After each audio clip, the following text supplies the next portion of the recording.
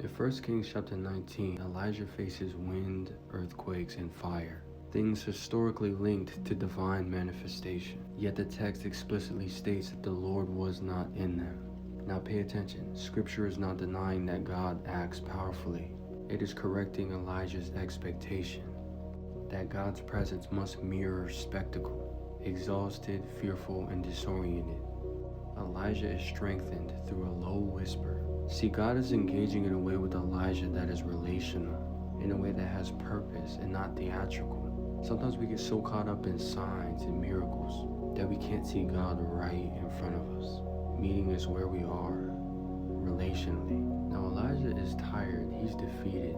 He had just got done asking God to take his life, but God speaks to him clearly and restores to him a mission. And he reorients Elijah's perspective, showing that the encounter was not emotional symbolism, but a father communicating with his child that was tired, weary, exhausted, and empty. Now this aligns with a broader revelation. God's greatest redemptive act appears through humility and not spectacle. See, the kingdom advances like seed and leaven, and not by constant disruption. Now pay attention, the lesson is not anti-miracle.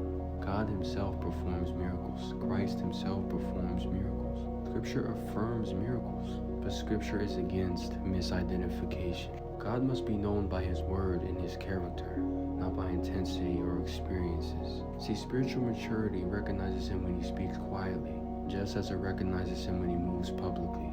In other words, we shouldn't have to wait to see a big movement from God to know that he's there. We shouldn't have to see God act to know that he's working.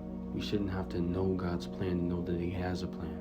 Now pay attention. Christ embodies this fully. Power veiled in humility. His authority was being expressed through his nearness. See, discipleship requires being able to recognize God beyond spectacle, beyond the sounds and wonders. Can you recognize God when he's quiet, when it seems like he's not speaking? Can you recognize God when it seems like he's not there?